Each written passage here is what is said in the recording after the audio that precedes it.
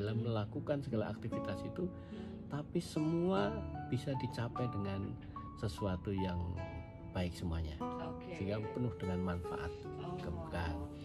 Nah, lalu tadi kalimat berikutnya dari judul kita apa? Ada manajemen inner voice.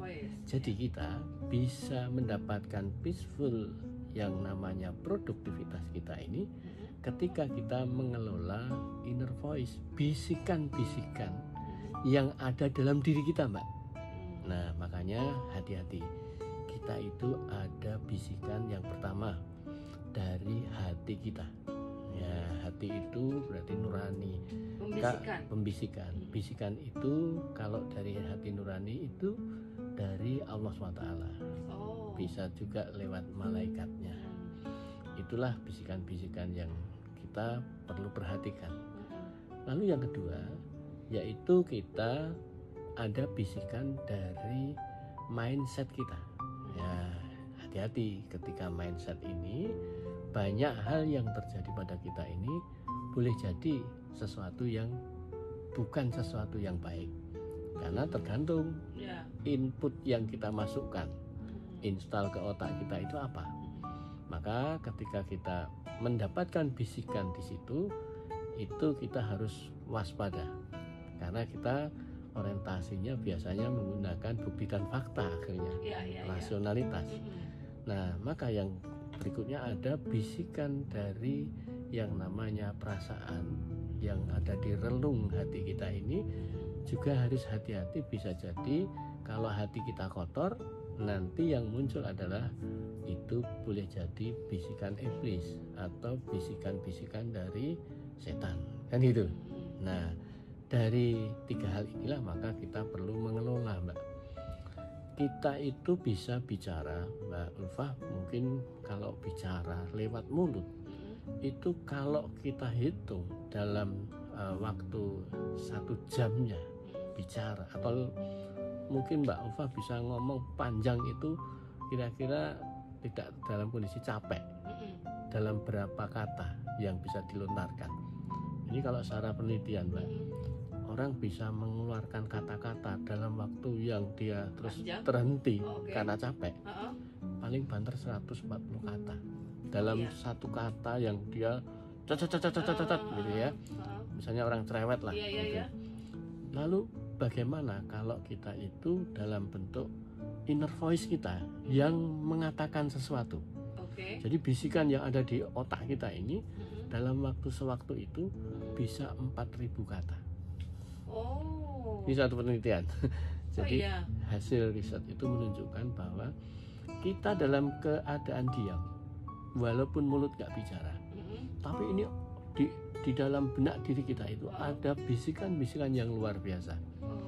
Maka ketika kita kenapa ada di tengah keramaian kita merasa sepi, nah itu karena sebetulnya ada bisikan-bisikan di dalam diri. Di dalam sebuah lingkungan yang sepi hening, tapi penuh dengan hiruk pikuk. Itu di kepala apa di hati sih, Pak? Itu kan bisikannya kan ke dalam hati, ke dalam otak kita, dan itu berseliweran. Iya, makanya suka bilang, crowded. Aduh, ini kepalaku bersih banget lagi iya. Bersih banget, gitu. Itu Pak ya. Betul. Jadi Mbak Ulfa, ada pengelolaan manajemen inner voice itu yang perlu kita perhatikan. Yang harus kita kelola dengan baik itu satu, ketika kita ini jangan menuruti segala bisikan yang sifatnya satu, yaitu tergesa-gesa. Ya, apa-apa maunya pengen cepat, apa-apa segera. Apa-apa yang cepat yang cak-cak itu loh, sat-sat itu loh. Cepat itu tidak sama dengan tergesa-gesa. Oh, beda ya. Maunya cepat itu pasti arahnya ke arah tergesa-gesa. Iya. Tapi kalau cepat, memiliki kecepatan tinggi bukan sama dengan tergesa-gesa. Ketika saya naik pesawat itu kecepatannya tinggi. Oh iya, tapi nggak tergesa-gesa. Tapi orang yang di dalamnya nggak terasa pesawat, lajunya bisa 1.000 km Nah, itu pesawat per jam. Gimana? Nah, sama. Saya mengendarai mobil di jalan tol kecepatan tinggi dalam kondisi tidak tergesa-gesa. Maka kecepatan tinggi ini dalam kondisi lajunya tenang. Oh iya, beda gasnya sama Iya kan? Gitu, Stasioner. Iya. Nah, sehingga ketika kita menyalip, kemudian mau mendahului ke kiri kanan itu dalam kondisi tenang. Nah, beda ketika kita itu tergesa-gesa. Jadi tergesa-gesa itu sesuatu bisikan inner voice kita yang itu sangat membahayakan. Itu juga inner voice ya Pak? Ya, inner voice itu. Jadi Mbak Ulfah pada saat terjebak macet, padahal ini Mbak Ulfah harus di bandara mengejar waktu untuk check-in, ya kan? Karena nanti setelah ketinggalan, apa yang terjadi? Kita kejebak macet. Wah, kemerungsung. Artinya bisikan di dalam di kita ini ada inner voice. Waduh, terlambat nih. Waduh, ini nggak nyampe nih. Wah ini semuanya serba wah yang menyedihkan. Itu Mbak Ulfah saya yakin tensinya naik. Dan otot kaki tegang semua, capek semua ini kan. Nah, inilah yang terjadi.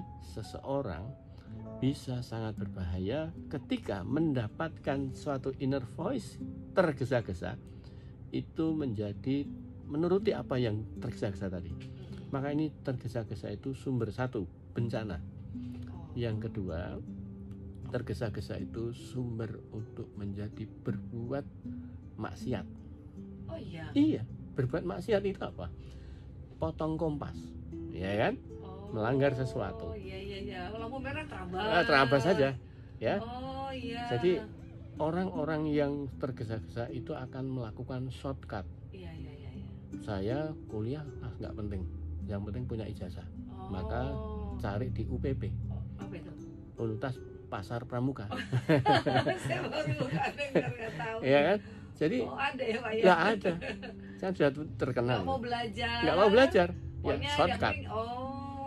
Pengen kaya, tergesa-gesa ingin cepat kaya, korupsi. Oh iya. Kan itu sumber maksiat. Iya. Artinya ketika kita ingin apapun menuruti ketergesa-gesaan, tidak akan pernah menghadapi prosesnya. Jadi soal yang namanya hasil itu yang dia berorientasi ke sana. Soalnya hanya masalah hasil yang dia cari. Karena tergesa-gesa, ingin cepat tenar. Nah, maka dia buat pencitraan, buat sesuatu manipulasi, ya, memanipulasi apapun yang dia ada. Jadi serba melakukan hal-hal yang justru maksiat. Yang keempat, orang yang tergesa-gesa tidak akan pernah bisa sabar. Ya, sabar itu adanya hanya pada orang yang selalu menghadapi proses. Nah, disinilah seseorang jangan mengelola ngikuti apa yang namanya tergesa-gesa. Tergesa-gesa makan bisa tersedak. Tergesa-gesa bisa salah memilih langkah, kan gitu. Jadi sumber masalah itu adalah tergesa-gesa. Cepat tidak sama dengan tergesa-gesa. Maka orang boleh melakukan sesuatu dengan cepat, tapi bukan tergesa-gesa. Nah, yang kedua, Mbak Ulfah, bisikan yang sifatnya adalah segala hal yang ada dengan bisikan keluhan, mengeluh.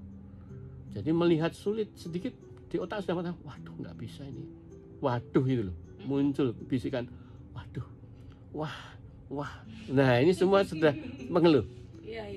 Hati-hati dalam sebuah riset.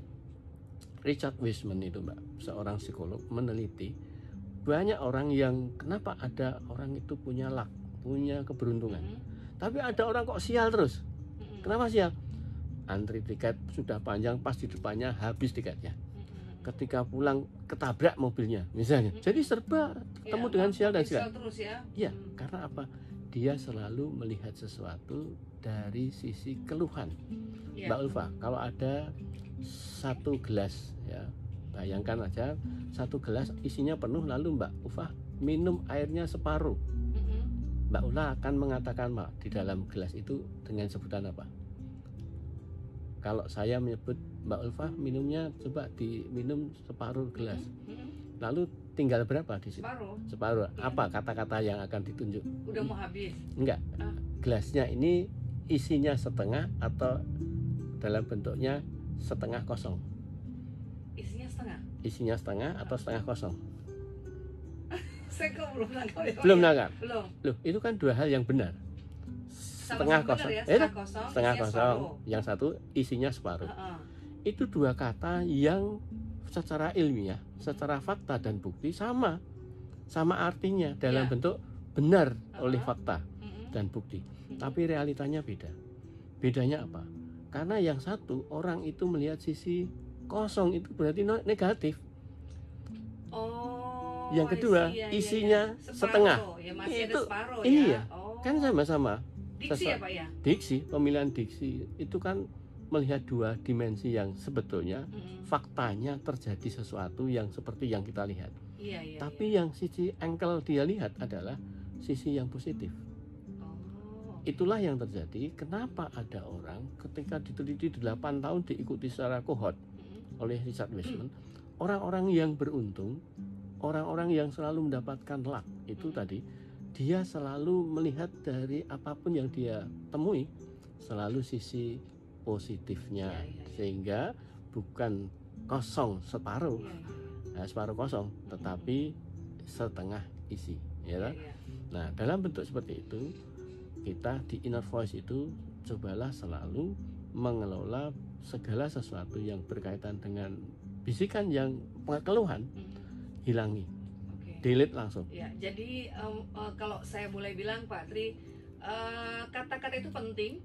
Jadi pilihan kata itu penting. Sama-sama ngomong, kalau ngomongnya sial-sial ya akan sial-sial. Betul. Ya kan? Kalau yang positif pasti positif ya. Betul. Seperti juga hal ini sahabat mulia dengan sial, kita jangan ngomong yang jelek-jelek ya.